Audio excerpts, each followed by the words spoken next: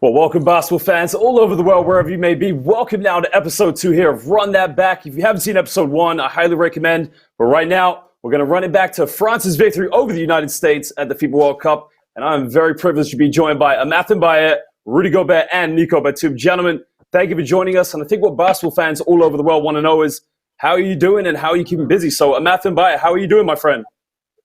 I'm good, man. First off, thanks for having us. And yeah, I'm good. Just trying to stay in shape, stay busy, stay working, and just keep sane. And yeah, that's it. Excellent, excellent. And Rudy Gobert, glad to have you here. Excellent. How are you doing and how are you keeping busy? Pretty much the same. Thanks for having us. Thanks for having me. You know, it's a weird time, but it's great to try to stay in shape and keep doing positive things. Excellent. Nico Batum, again, thank you for coming on tonight. And how are you and how are you keeping busy during this time? Well, thank you for having us. Just stay with the family, try to stay busy, stay in shape. It's pretty crazy. Like two other guys say, it's pretty crazy time right now. So just try to stay busy. Now, one question I have for you, Nico, is, since that big victory you had at the FIBA World Cup in China, have you actually gone back and watched this game and where you defeated the United States? Yeah, I watched some video. I didn't really watch the full game. I watched some highlights, some videos like on YouTube and stuff like that, and not the full game. And Rudy, what does it mean to you as well, being a top international basketball player, and to be able to look back in your career and say that, at one point you defeated the United States? Since, when you're a kid, especially growing up in France, that's one of the things that you kind of like picture yourself, in 15, 10 years, you picture yourself playing in the US and hopefully winning. And for me personally, it was a dream, since a kid. So it was pretty crazy to be able to accomplish that. And Amath M'Baye, you've had a fantastic career. You started in Japan. You're currently in Turkey at the moment. But looking back at that moment, you were such a crucial player to the French national team. And looking back yourself, what are the thoughts you have from that victory? Crucial player. I wouldn't say all that. I think I definitely played my role and had a chance to contribute. But obviously, I think it was a great accomplishment for all of us. Whether it's Rudy, like you said, which is he's a top international player, or like some of us, like at our level, I think it was still like something that was really dope for all of us. So yeah, it was a great experience. Well, gentlemen, we're going to go back. We're going to look at the game. And I tell you what, it was a great game to look at. We're going to look at bits and bobs of this game. But of course, I guess what everyone wants to know is what was going through your mind. And here you can see the team coming in. And what was that feeling coming into the arena from the bus, of course? What was going through your mind at the time, Nico? The weird thing about that game was we were tough. But we were scared. We knew it was a tough game, of course. But we knew we had a big chance to make a big upset and create something with special. And see our face. We just knew we could go out there and make a game, and if we have a chance to do something great, and we did it. And Amath, we just saw you there. You can see Rudy. Amath, what was your mindset going into the change room? How do you mentally prepare yourself for such a big game of this magnitude?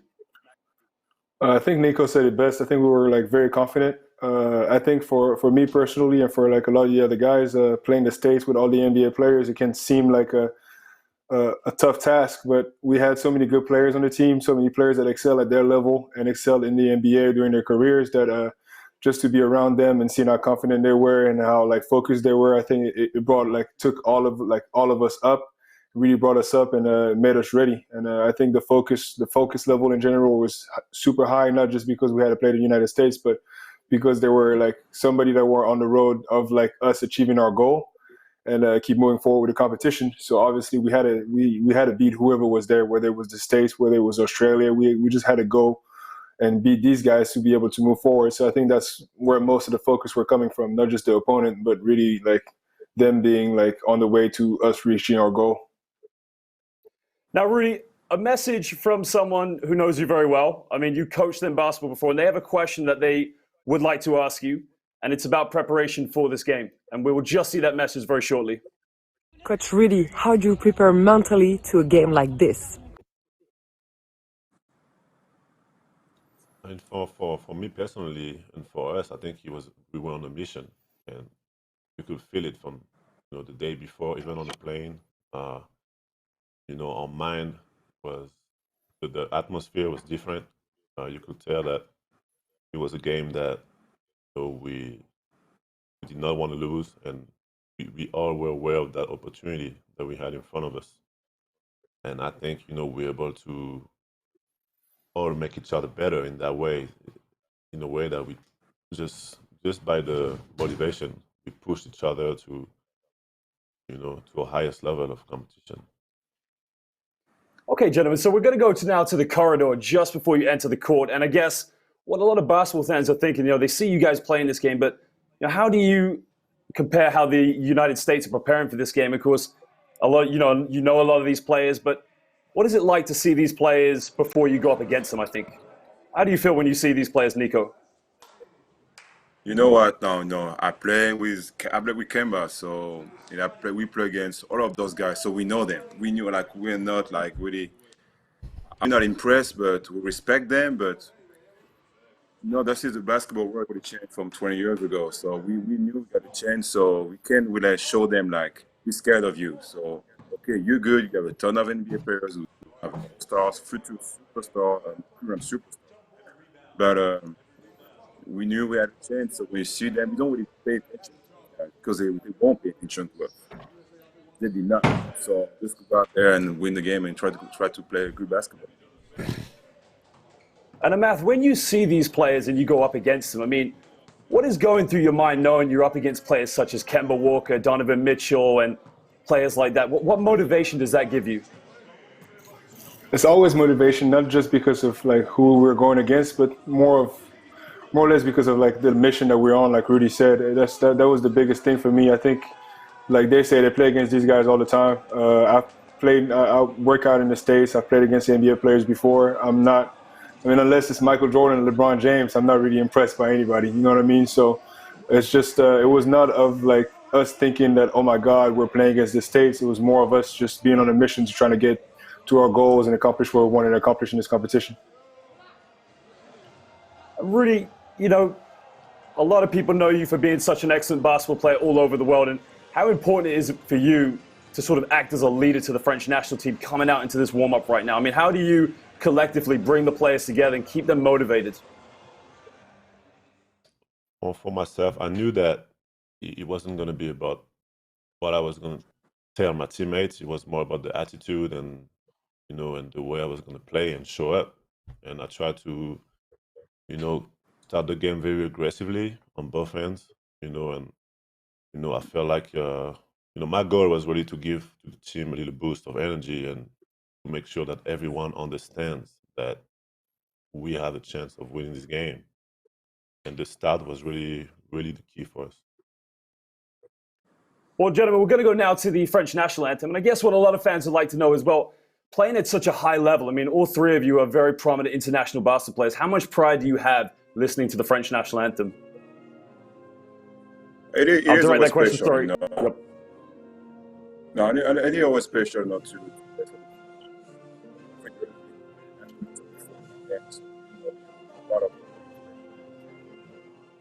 Heard that song and with that jersey, so it was an honor to do it. There you can see a lot of fans now coming, making the journey from France, of course. And again, how much does that inspire you to see those traveling friends to make the journey out there, Nico? I mean, that was a long flight. That's a long flight. That's a long travel to get to China, and especially the way we play, because I think we played in 4 or 5 different cities. So in every single game, they show up in the stand in the crowd. So that showed the commitment. Now, Rudy, obviously playing in the United States, every game that you play in, you obviously hear the American national anthem. We're about to listen to it right now, but how different is it hearing the American national anthem in this game than it is hearing it every single game that you play in the United States? I mean, it's always different when you play for your national team than when you play in the league and they play the anthem every night. It's like when you go out there and they play the anthem, your anthem, you're here to defend your colors. So it's always for me personally, I'm motivated every night, but it's a different kind of motivation for sure. Now, Amath, when you're shaking hands with these American players, obviously you're paying a lot of homage, a lot of respect to these players, but what really is going through your mind? How much do you just want to get out there and prove to them that, I'm here to beat you, of course? Yeah, I don't care about all that stuff. I'm not a social guy when it comes to playing a game. I'm really focused on us and on myself. And like the focus starts, like Nico said, the focus started from like when we were on that plane, going to the next city to play the United States. So at this point, I think all of us are focused.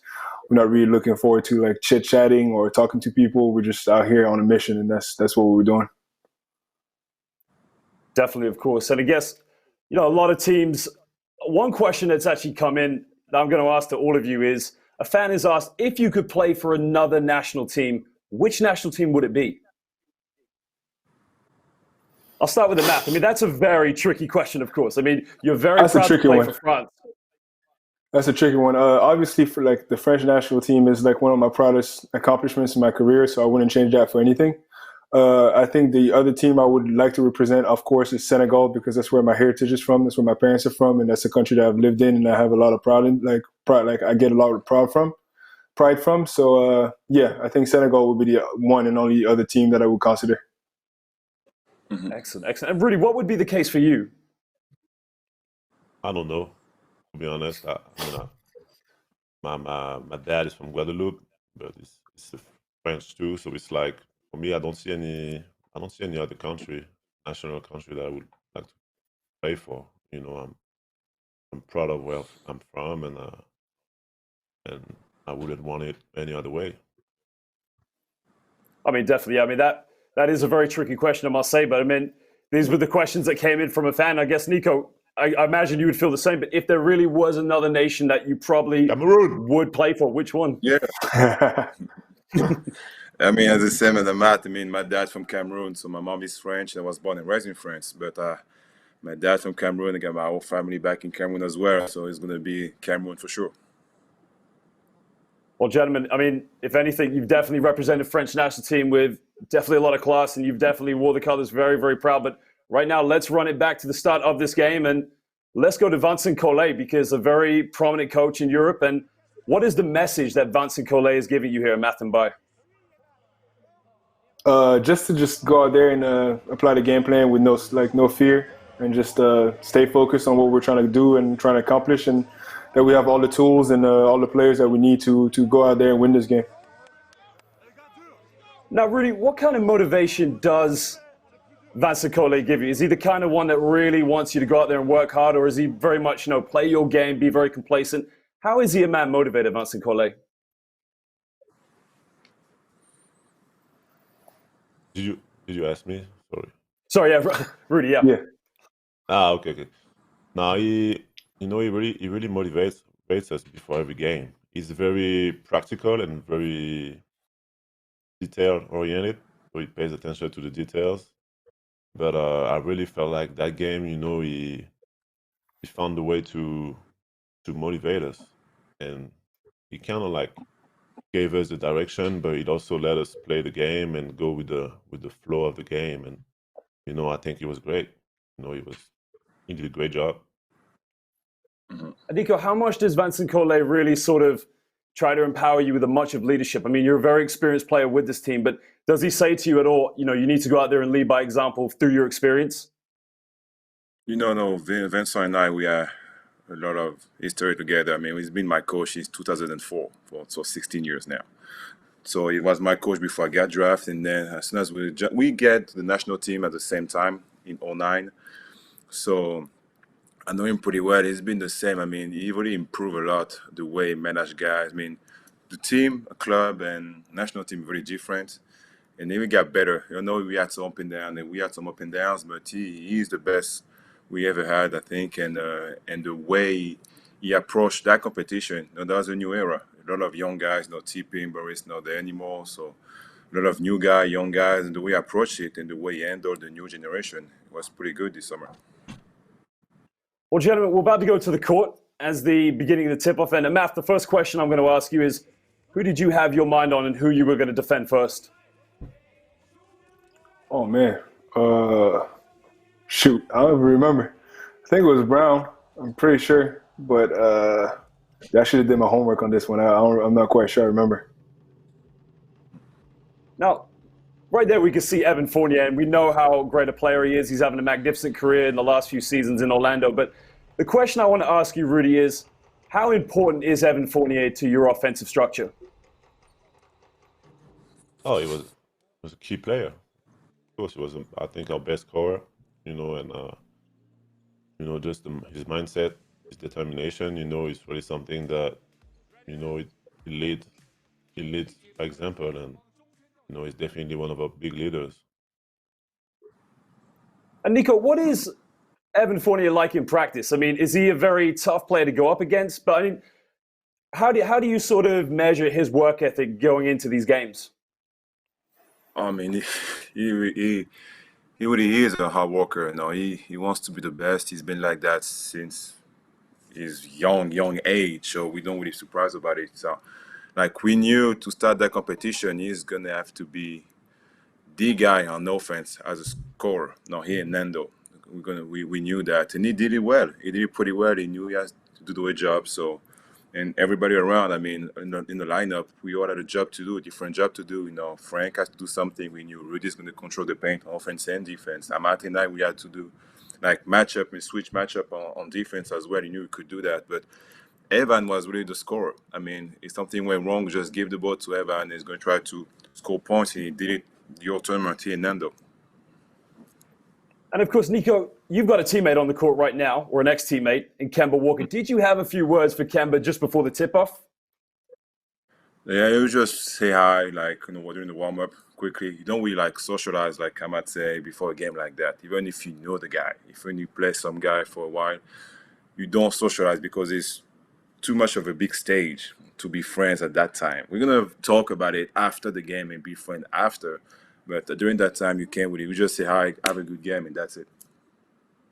Definitely. Well, gentlemen, we're going to go to the tip-off right now. And Rudy, the question I've got to you is, what happened to your shoe at the tip-off?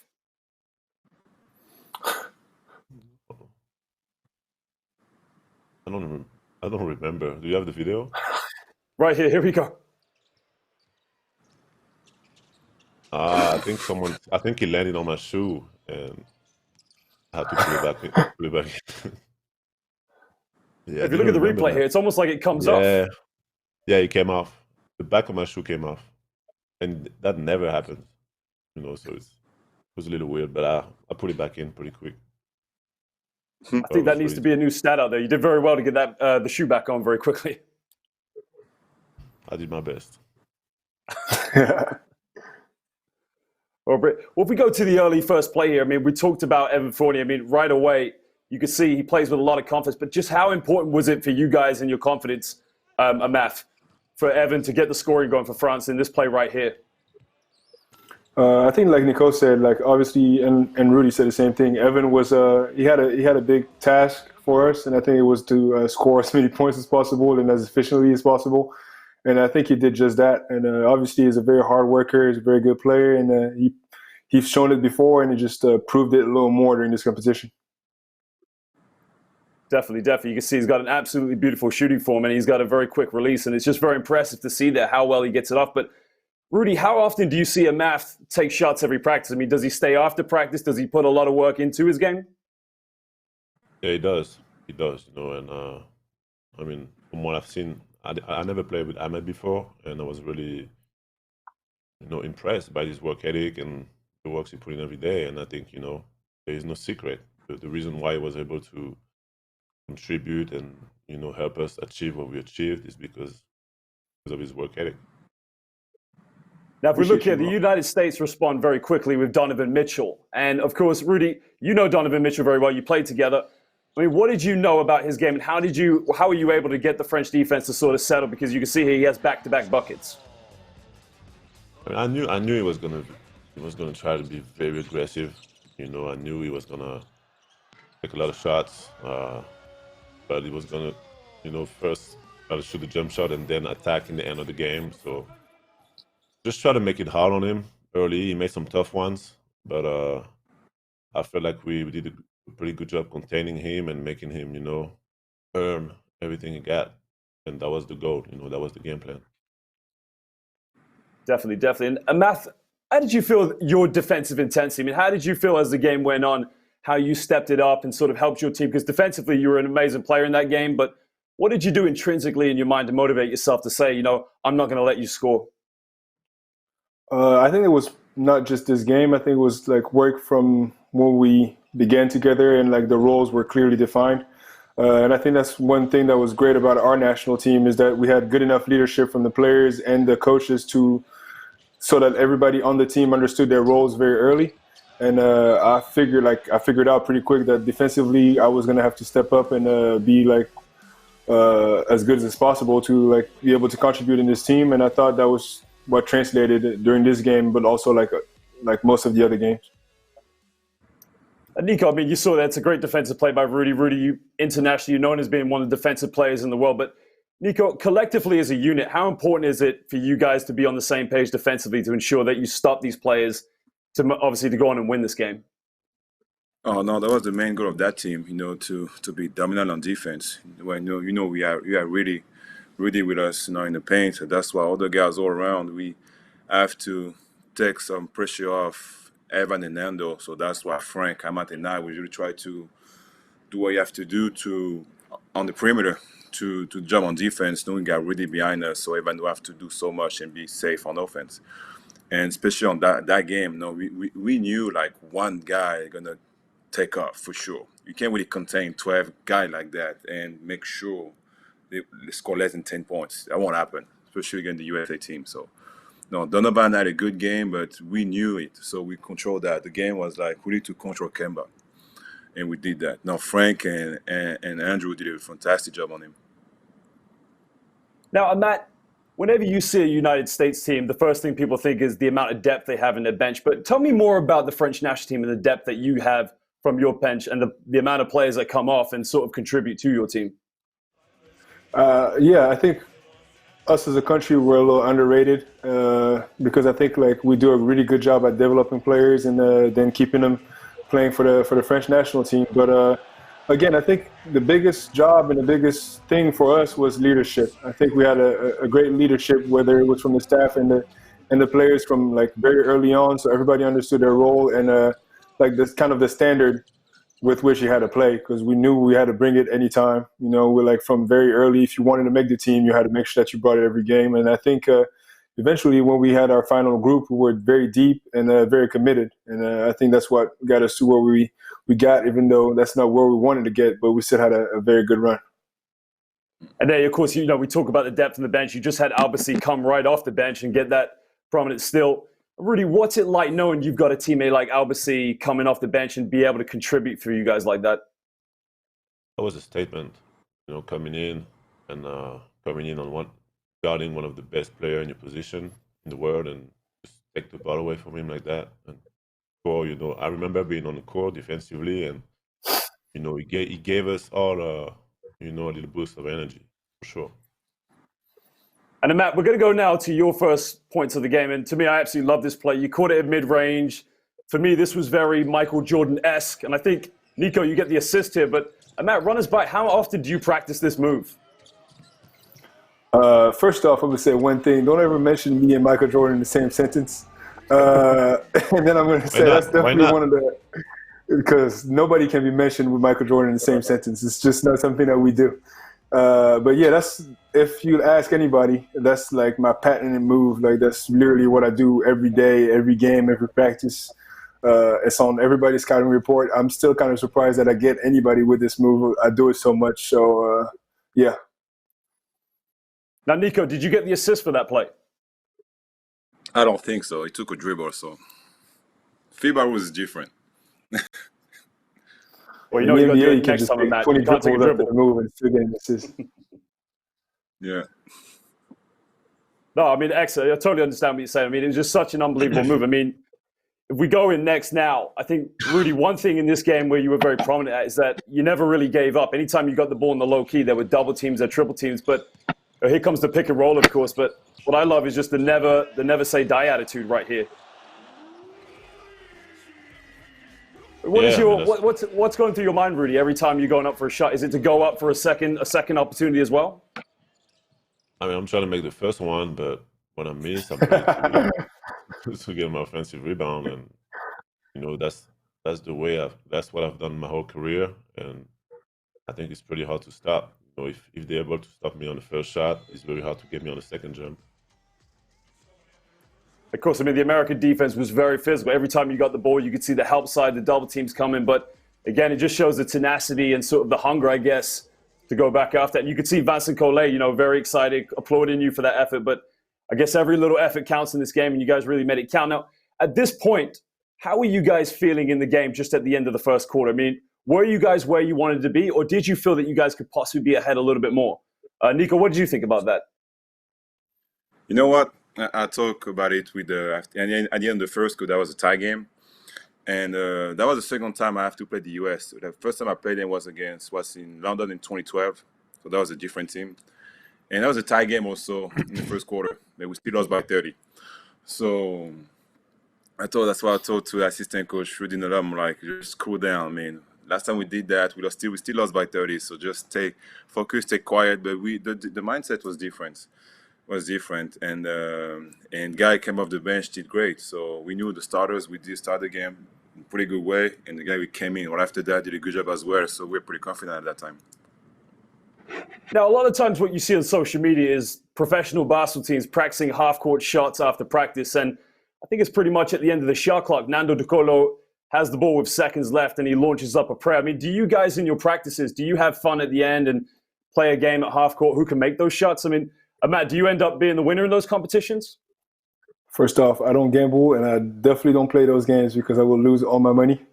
But I still don't gamble. That's why I can live in Vegas.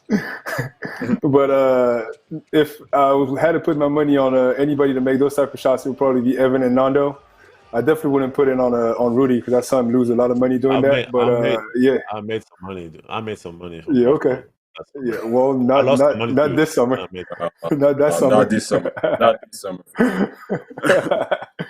I made some. But yeah, if it was anybody, I would say Nando or Evan would be able to make these shots.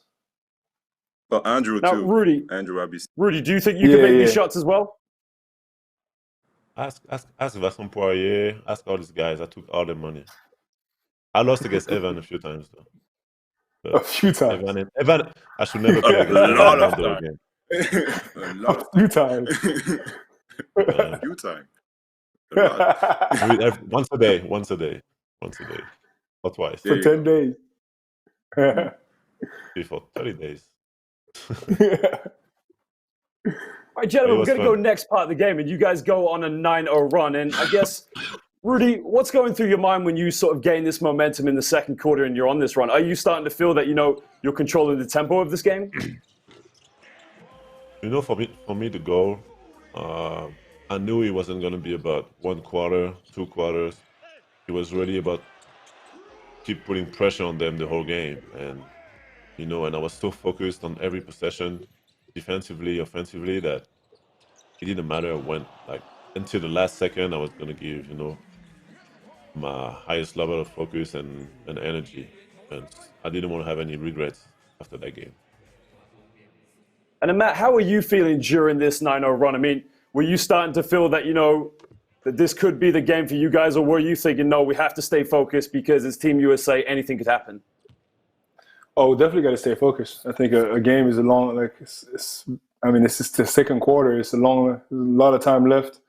I've lost games in the last 5 minutes when I was up 10. Anything can happen in basketball, and it can happen very quickly. So I think the focus level is definitely something that we had to keep all throughout. And Nico, now we're going to come to the end of the second quarter, and you guys have a substantial lead against a Team USA. But what's going through your mind, and what do you feel the message you need to convey to your teammates coming towards the end of this second quarter? Again, those guys, anything can happen. You can be up 10 and 2 minutes later be a tie game. It's exactly what happened in the third quarter. But with those guys, they're so confident on their game, so they can catch fire at any time and get 30 points in one half. So you have to stay focused, control the rebound, because that was the main focus by coaches. We have to win the rebound, especially on that team, and control the paint. And don't let them get points in the paint. and we did a good job on that. We did a good job in the first half. We had some 4 or 5 minutes we didn't do it in the second half, but throughout the game, that was way to go to control the rebound. That's why Rudy did it, and all the big men did it, and don't let them score in the paint. And put them at the 3-point line and let them shoot threes. Now, Rudy, just before we go to the next shots, Vincent Collet there, you can see he's talking with you. What was the communication from your coach there just at the end of the first half? I think he was just, if I'm right, because I think maybe I came out at the end of the second quarter because I had 2 fouls, and he was just telling me that, I did a great job and took me out to keep me safe, and the second half was going to be the key. And, I think it was a great talk from him. Definitely. We'll just go some shots here from the first half there. You can see Turner, of course. But Matt, going into that changing room at the halftime and reflecting on that first half, how were you feeling going into the second half? I think we've been confident since the beginning, but obviously being able to play the first half that we played, we kind of grew in confidence. We also knew we had to be careful and stay focused. So, yeah, I think everybody was anxious to get back on the court and get back to work because we know we had a chance to do something special. And Rudy, of course, there you can see some very aggressive moves going to the basket. I mean, the USA were very physical with you, but it isn't until the second half where you sort of get that first dunk, and I guess we'll be up to see that very soon. But again, going into the second half, what do you think the game plan was, Nico? No, we knew Turner had foul trouble and Lopez as well. And I know at some point, they already do that every game. They're gonna play small ball. So the goal was to get the ball inside to Rudy, and don't adjust to them. We have to make them adjust to us. I think that was the first play in the second half. I threw the ball inside. We got that play for years now. I threw the ball inside and he dunked it right away. Don't take a dribble like Amath and do a fadeaway. You just dunk it. So that was fadeaway. I like MJ, like Matt. I'd like Matt, to he's see not going to Rudy let that do one a go, is he? away. That's cool. I said my piece. I'm good. Yeah, you're good. Oh, gentlemen, we just got a question in from a fan, and this is on Twitter from @JessLever, and I'm going to ask this one to you, Matt. When is the best time during the day to train, to practice, where you've got a lot of energy and preparation for a game like this? Wait, for the game or just like a usual workout? I'm guessing this is a usual workout. I mean, they want to know when is the best time for you to train during the day? Oh, gotcha. I personally like to train in the morning. I love waking up early. I like to just get my workout in and feel like I've accomplished so much before 8 or before 9 a.m. because then you have the rest of the day to get to other businesses or other stuff that you need to do. But yeah, I like to get mine in like for when I first wake up and actually try to wake up a little earlier than usual to get my workout in. Okay, excellent. We're going to go into the second half now. And this is where I guess the tide just turns as the USA make a little bit of a comeback. But Rudy, what was the final message here from Vincent Collet going into the second half? I mean, I don't remember because I was so focused on the game, but I think this message was probably to stay patient, stay focused on defense, and that it was going to be a long game. You're not going to win the game in the next 6 minutes. You're not going to lose it in the next 6 minutes, but every second is going to count, and we got to stay focused and together. And that's probably what Evan was saying us too. Different way. Of course, Nico, you see that. You see coming into the second half, I mean, how well do you have to keep everyone on the same page? I mean, that leadership that you bring to this team. No, we have to stay focused and see the history of sometimes French basketball. We're so close to do something great and we messed it up. So we knew we were on the verge to do something pretty good, but we still have to do 20 minutes now in this game to play 20 minutes. So we did a good first half, but like I said, we never know what can happen with that team, especially the USC team, because they can take over and do crazy stuff. So just stay focused, have a good start. A great start going to be huge, a key on that game. Because if we just relax, okay, we have 8 and we're going to be fine. No, we did a good job to start the second half, actually.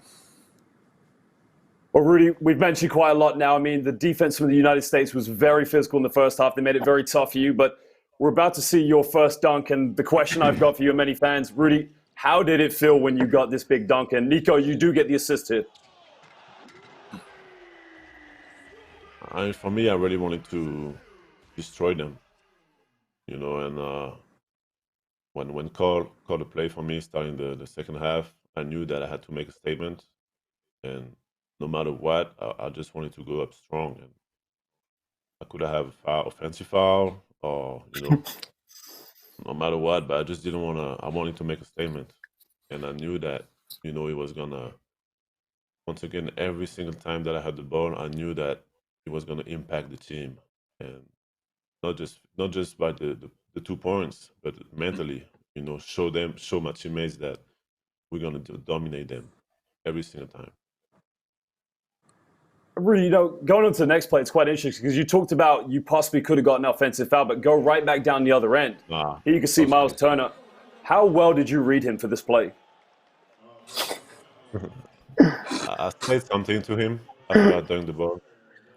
I can't remember what, but I said something to him, and I felt that the way he was running, I felt that he was frustrated, and I just put my hands up, and he just pushed me. So I just fell.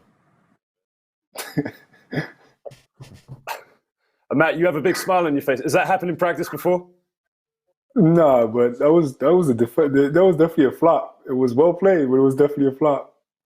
He pushed me with 2 hands. I mean, what am I supposed Yeah, to okay. do? You get pushed with 2 hands all game long, but you don't always I fall. lost my balance. My shoe was came off at the same time.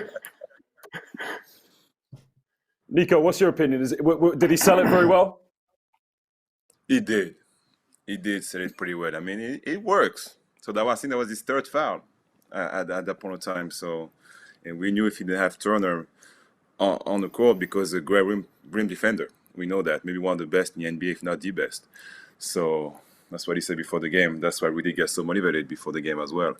But no, we knew if it was off the court, that'd be a huge key for us because he really good at protect the rim. So that was the third foul to start the second half. That's huge. So good job, Rudy. Basketball IQ from Rudy. I see you. Yeah. So, Nico, we're going to go now to probably one of my favorite parts of the game. The next play is the 4-point play here. You can see, what was going through your mind as soon as you caught the ball and you get the shot up? I don't know. So I try to get Rudy an assist, maybe. So I don't know. I don't know if there's feel I was in the rhythm to take a shot, and we just had two good plays by Rudy. He had 3 good plays. He had a bucket, he got an offensive foul, and I got an assist. So Rudy did great for us to start the second half. Rudy, of course, everyone knows that your game back to the basket is very prominent, but I mean, you can see right there, with so many options on the perimeter, do you sometimes in your mind think, who am I going to get the ball to? Because I've got so many perimeter shooters to go to, of course. That was definitely one of our strengths. We had me inside, and then we had guys that could shoot the ball. And Nick, I didn't think he was going to take that shot because usually Nick try to make the right play and try to pass most of the time. But when it came off, I kind of knew that it was going to go in. Because when Nico is aggressive like that, I can see the look in his eyes, and he's a different kind of player. Okay, of course. I think we're going to go to a timeout next. But at this point, you think the United States start to turn the tide just a little bit. But how do you feel at this point in the third quarter where you guys are going? But, Nico, one thing I've just noticed is this turnover here. What happened in this play? I don't know. No, I knew they're gonna try to stay focused on Rudy because we scored so many times on that play. So I tried to attack the baseline and just turn the ball over. That's it. Matt, do you want to? What's your opinion of that? That turnover? Yes. I'm not saying anything to anybody on here about turnovers. I'm just going to leave these guys alone. They got way more experience in the national team, and I don't want to come back and get bullied all summer. So I'm just going to let that be.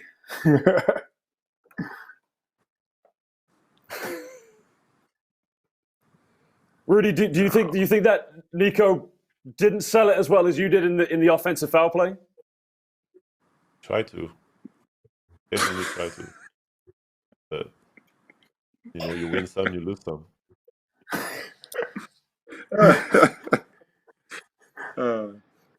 All right, gentlemen, we're going to go now to the U.S. momentum. And right now, the U.S. start to change the plan of the game. And sort of you can see they make the momentum going forward. What was your mind going at, Matt, at this time when you saw them making this surge in the game? I think we all knew that we were going to make a run at some point. Like Nico said, they're confident in their games. They can get on fire really fast. So a run was to be expected. And basketball is a game of runs. So all it is we had a good lead. We were able to build that little cushion. We just had to get back on track and kind of keep executing what we've been executing before that. And Nico, in a time like this, of course, where you built the lead in the second quarter, the United States starts to come back.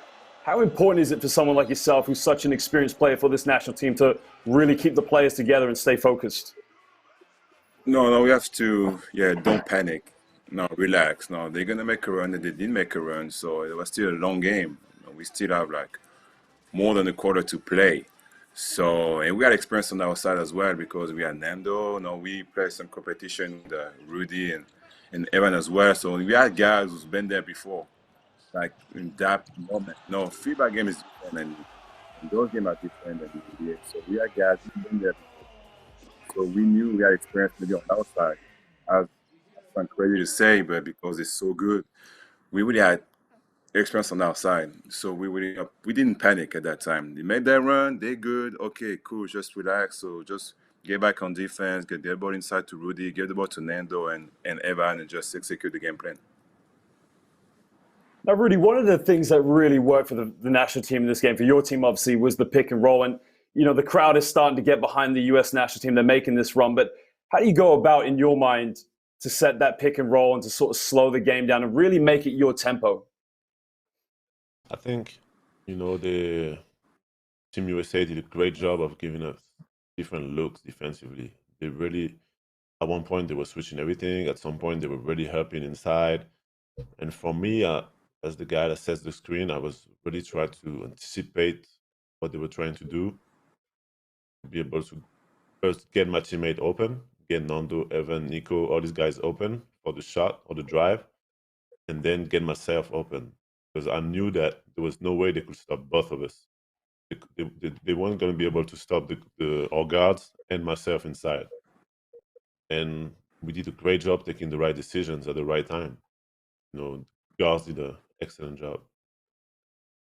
Rudy, one thing about you is you're probably one of the best in the world when it comes to the pick and roll. But have you ever thought in your mind, and I guess I'll ask it like this, if Vincent Collet said to you, hey, Rudy, no pick and roll, pick and pop, I want you to shoot a three-pointer, how confident would you be to sort of go out of that comfort zone and take that pick and pop three-point shot? Nick looks a little bit like, no. But how would you feel, Rudy?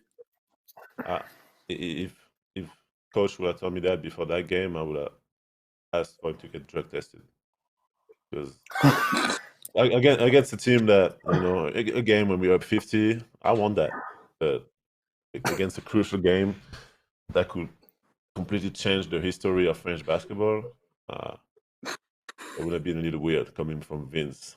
I think I would have checked myself, make sure I'm not dreaming. I don't think it would have been a great decision for a coach to do that.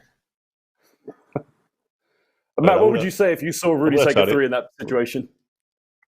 He was practicing all summer long. Step back threes, crossover threes, spot up threes. So he's been practicing a lot. And even with all that practice, I still want to give him the rock out there. I try to be like Amath, but we're not all man, do what you do. Do what you do. Let me do what I do. Well, gentlemen, we're going to go into the fourth quarter now. And I guess, 1 quarter left, and this is really make or break for you guys. And, the U.S. have made this run. But, Nico, what really is that sort of feeling you have at this point at the beginning of the fourth quarter? We, of course, we had the run, but it's still a close game. So, and they've been pretty hot at that time. So what we did is just control our defense, just relax and work on the rebound and give the ball inside. And like I say, we didn't panic at all. We down 7. We on the 19-2 run for them. something like that.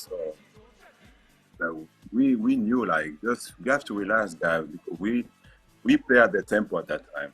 We played the way they wanted us to play, and that's what coach said at that time. Just we like to get back to who we are, and we did.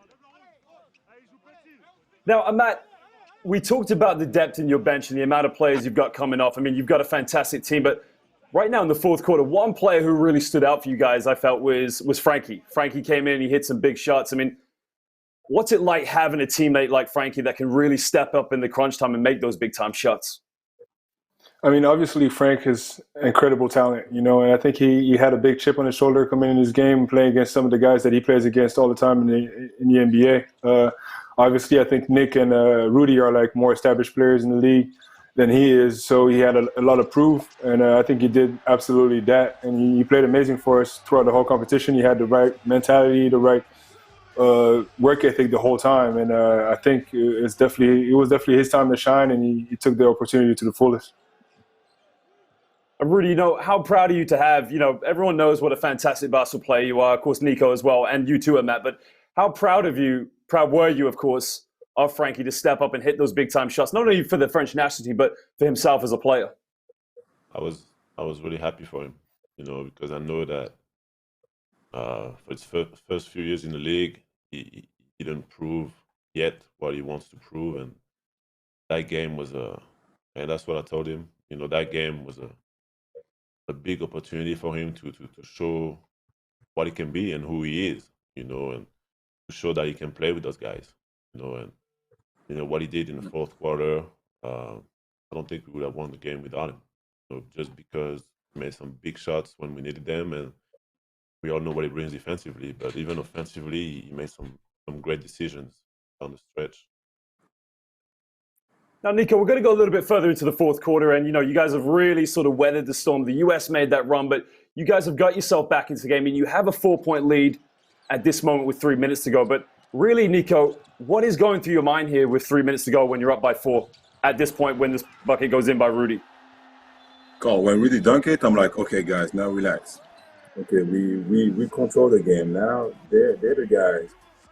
We have to panic. We control the game. We didn't adjust to them. Rudy's still on the court because we watch videos, and every time they put a small lineup, they play like the other team plays small. So we kept Rudy on the court. We didn't adjust to them. We didn't panic, and right now I think we had like a 10-2 run, something like that at that time.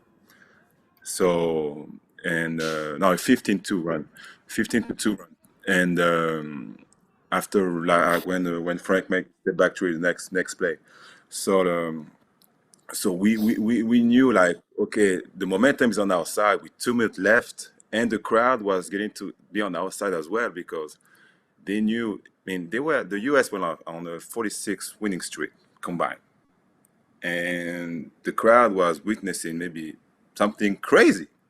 The streak might be over tonight. So when you had the crowd on our side against the U.S., some of them were against the U.S. and cheering for us.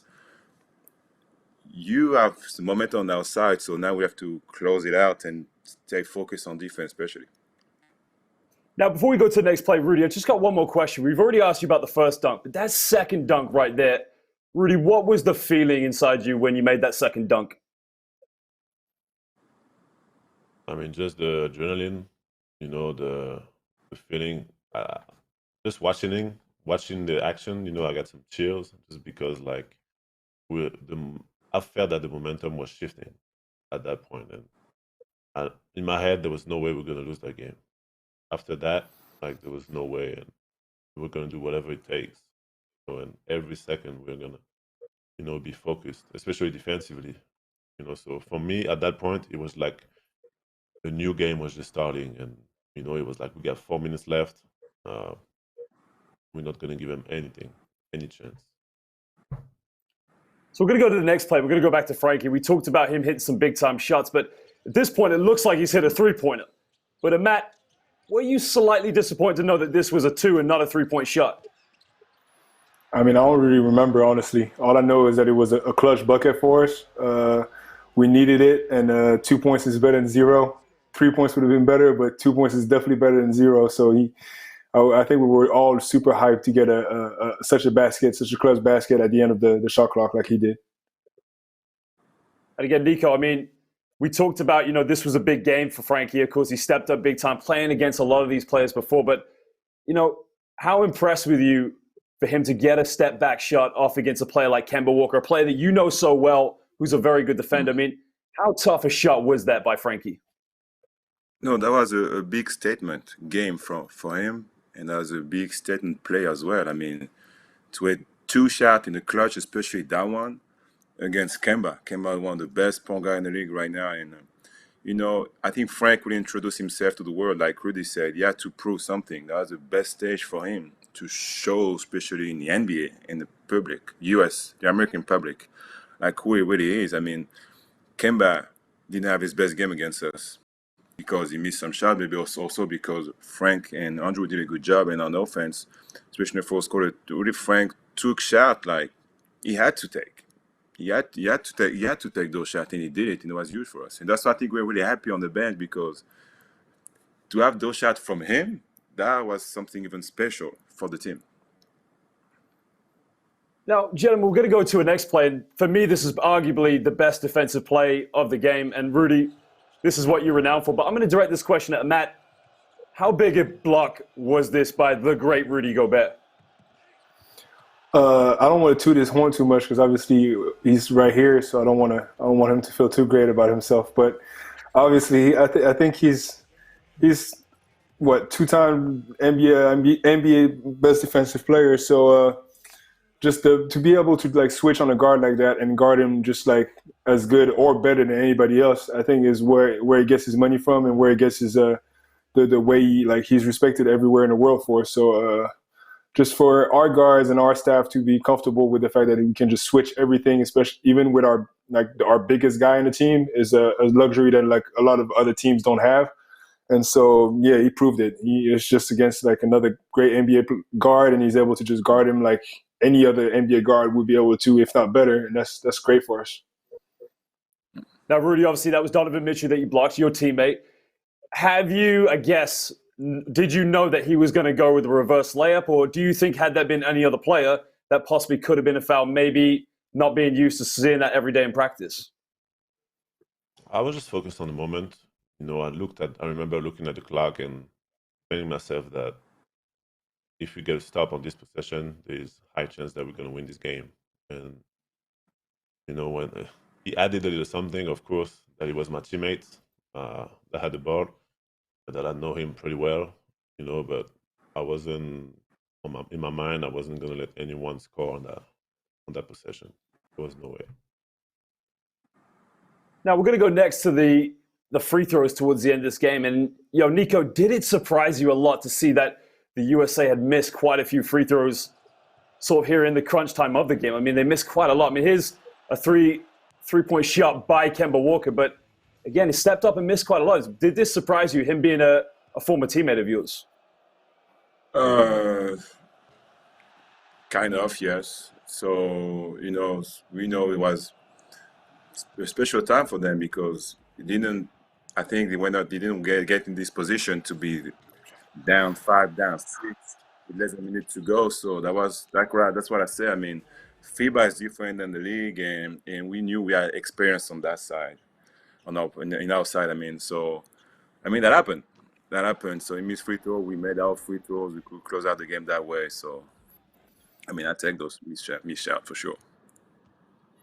I'm going to throw one out there. If the game is tied or you're down 1 and there's no seconds left, Matt, who in your mind is probably the number 1 player to step up on your team to probably hit that crucial free throw? A free throw? I'll put my life in Nando's life. Nando's hands. I'll put literally my life in his hands. Like, he shoots like 96 and 97%. It's like, you can't foul him. And it's the same thing. I think I've played against him before, and it's just he's so good at it, just putting himself on the line just because he knows he's going to make all of them. So, yeah, Nando. Now, does Vincent Collet give you any sort of like games in practice for free throws? I mean, are there any sort of activities, Rudy, that you enjoy in those practice that helps you with the free throws?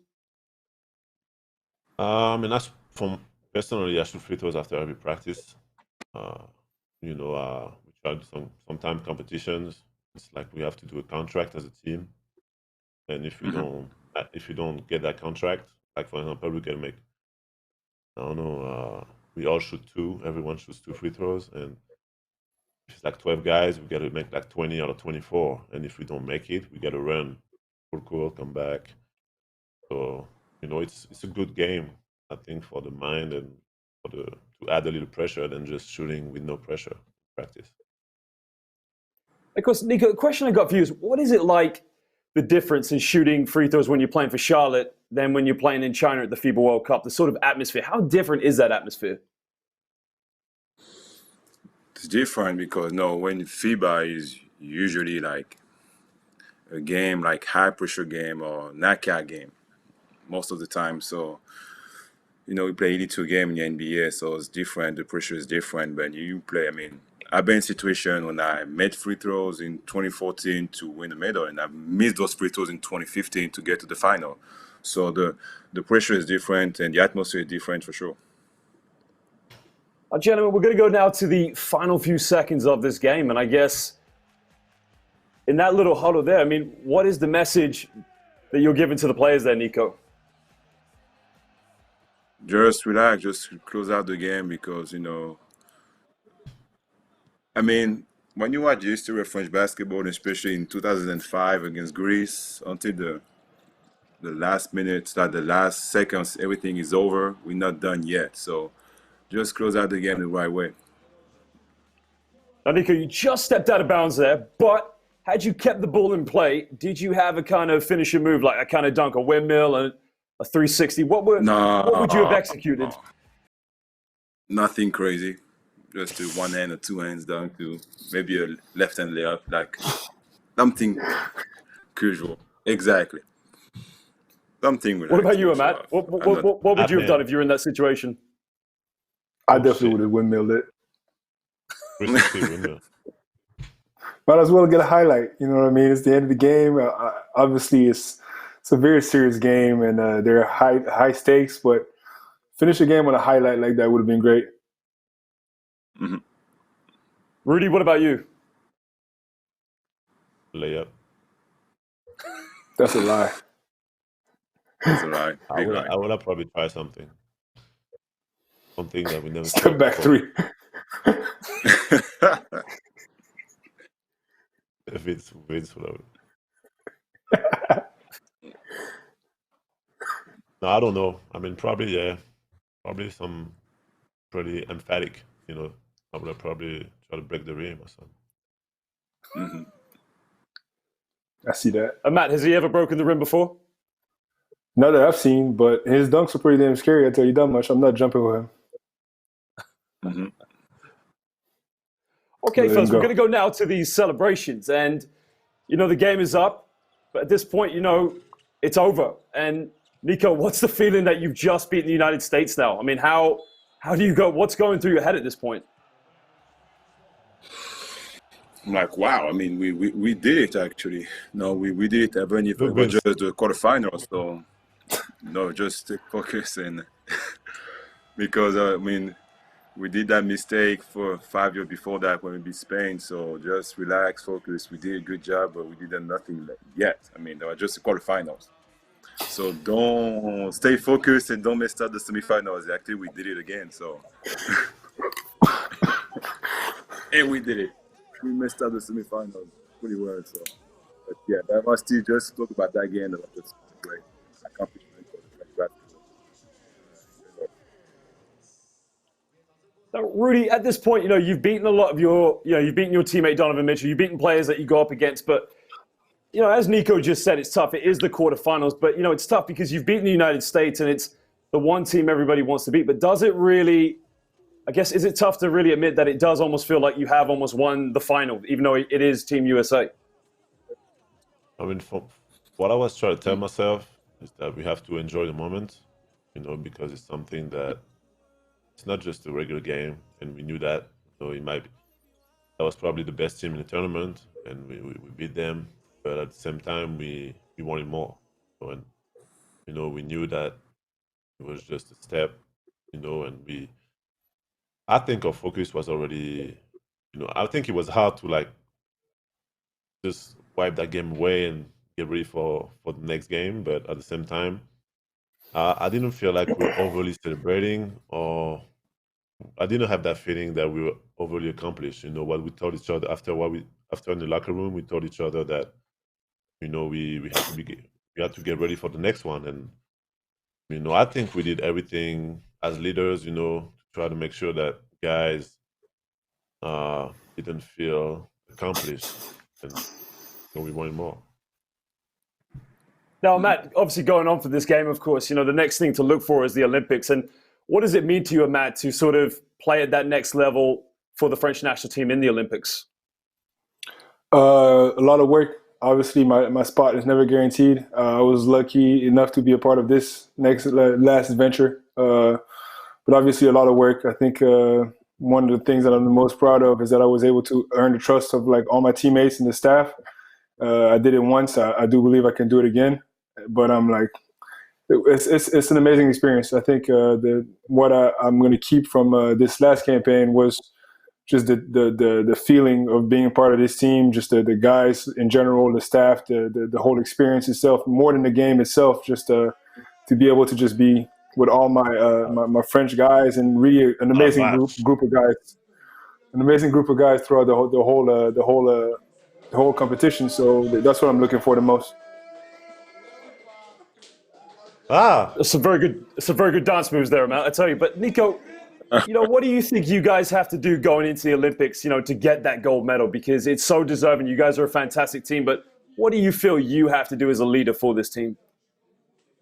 You know what? No, in the Olympics, is only 12 team is so different. I had a chance to do it twice, in London and in Rio. So that's the only thing I missed with the national team. But the one thing I know, one thing we talked about with Nando after the game, we just created a super team for the US, for sure. You're gonna bring like the super team in Tokyo, so it's gonna be different to beat them. So we have to do the same game, but be extra motivated and more focused. We ever been, but to get a medal in the Olympics is the main goal, and we never know what can happen because it's so special to compete against guys like that. So we see what happens. Rudy, do you honestly think? I mean, you guys have a fantastic team. I think you guys are more than capable. I think you can do it. But what do you think you guys have to do to beat the United States or any great team, I guess, at the Olympics? I think it's about us, and of course, I think they're really going to try to bring some guys that weren't there last summer. Some guys that are more experienced in the FIBA game. But I think it's about the way we're going to prepare, mentally, physically, and the window is always short, but with the closeness that we have in our group, and all those moments that we're about to, the good ones and the bad moments that we're about to go through last summer, really going to help us for the future. And we, like I said, in that competition, there were some great moments, there were some awful moments, but I think overall it was a great experience for our group, and I think it can only make us better for the future.